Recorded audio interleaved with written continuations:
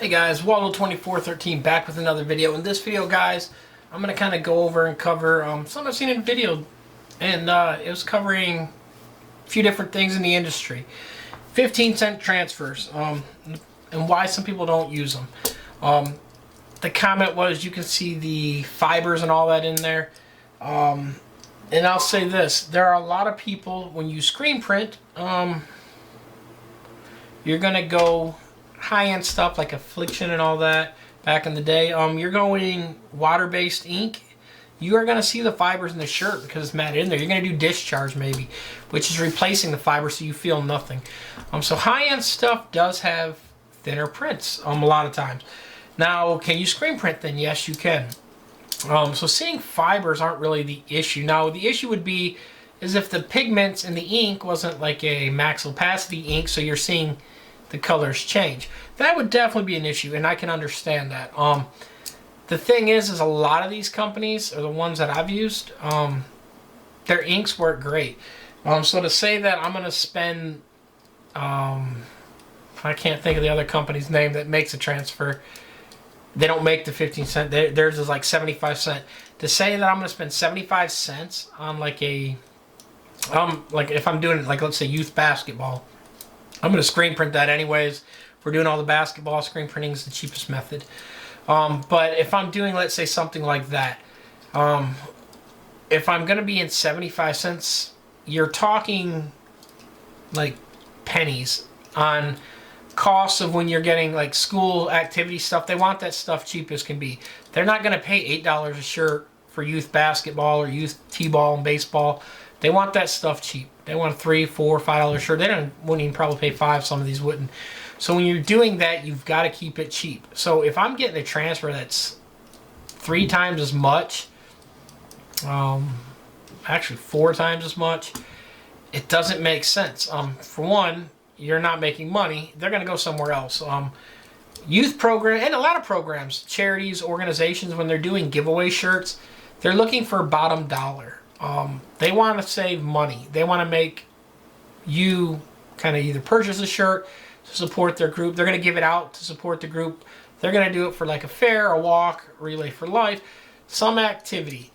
But they're the one that's fundraising. So if I'm fundraising, and I got, let's say, half my budget's in my shirts now instead of maybe a quarter of my budget, I'm not giving the money to the fundraising group. It's coming out of that, going into kind of, it's not making the money where it needs to go. Sorry about that. My mind's kind of sidetracked there for a second. But the money's not going to where it would need to. You're not raising as much because you spent more on a product that, at the end of the day, it didn't matter if it was a $8 shirt or a $2 shirt. That's not going to raise more money if it's a high dollar shirt. A lot of times, too, that's why a lot of these charity groups will do a 1, maybe 2 color at best, because it's raising money. So if I got a $20 shirt and I'm selling it, let's say, for 20, and I got 15 bucks in it, well, then I'm only putting 5 into the charity every time, compared to if I'm selling it for 20 and I've got a shirt in there for, let's say, 5 bucks. Now I'm putting 15 into the charity every time. So it's a numbers game. Think of the numbers, run the numbers. It's simple math, guys. Set it down. Whiteboard, Excel, spreadsheet, a lot of technology out there that you can use, calculators and all that nowadays, to calculate the most profitable way. Now here's the thing, yeah, if the transfer wasn't vibrant enough or whatever, yeah, it might be an issue. If that's the case, try another transfer company. The thing too, like TKO, I've talked to them, that is their bread and butter, a lot of these companies. A 15-cent transfer where people like, they don't make money off of it. It's their bread and butter. That's what makes their money for them. It's mass by volume. It's one of the things that they're getting their money by sending out 5,000, 10,000 of them things a day. So, yeah, they're running them quick, but it's done automatically with high-quality equipment. So the quality is there. The inks, too, are superb inks nowadays, a lot of it. High-quality, very good inks. It's not like a cheaper ink. Some of these companies calibrate their own inks that's made specifically for it. So if you're running a 15-cent transfer and you don't like it, try another transfer company. There's more than one out there. You don't have to be hooked on it because someone's like, hey, use this, I'm getting kickback. I don't get kickback. the only affiliate links that I do have is to Amazon, so I'm not being bought, purchased, or sold. I will give you my honest opinion. And like I said, I got the sample pack for free from TKO. So yeah, but other than that, I'm not being paid by them to say that. I'm just giving you guys an honest review. The other thing too, in the video, they also brought up the Gildan, saying don't use Gildan upsell or try to sell the person on a higher quality shirt. That's fine, but that means you're driving the price up. So if you're doing a charity, like kind of people brought up, if I'm doing a charity event, now I got to raise the price on that shirt. Or the screen printer's got to take a hit. So if I'm the screen printer, my goal is to make as much profit as I can, to make money, because at the end of the day, I got to feed my family. I don't have to feed yours. So if I'm feeding my family, I want to make as much as I can. And vice versa. They want to make as much as they can off of it to feed the charity organization or group they're working with. The other thing too, when people's like, well, I never use Gildan, walk into like a Walmart, and literally, if you go over to them shirts, the huge vast majority of that stuff is printed on a Gildan. Gildan is one of the largest manufacturers of t-shirts. Have been, will be. Yeah, I've heard stories that they might be surpassed in the coming year or two, whatever. As of right now, they're not though. They are the #1 used shirt in the industry. They do have higher end shirts if you want a higher quality shirt. You don't have to be stuck on like a 5,000. They do have other ones that are different quality. And because at the end of the day, an organization wants the best bang for buck that they can give their customers. If you're doing youth t-ball or baseball or basketball, they don't care what them kids are wearing. They're not putting them out there in affliction shirts or custom full sublimation jerseys. It is a industry where it's cheap. You might have paid $10 to join that league. So why are you going to have a shirt that costs more than your entry fee?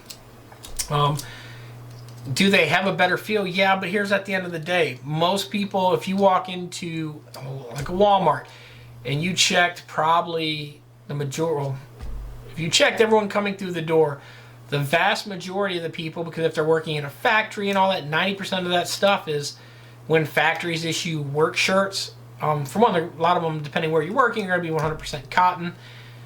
So your softer feel shirts, a lot of them might be blend.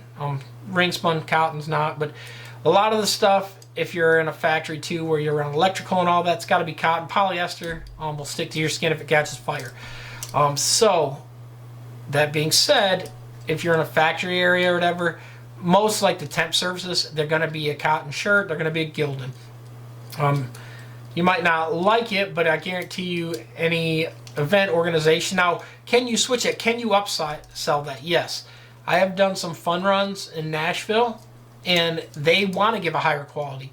They understand too, though, that's not a $3 to $4 shirt they're paying for. It's a $6 to $8 shirt with the quantity they're going.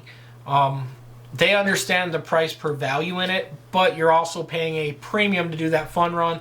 You're paying a premium for the shirt that they're giving out.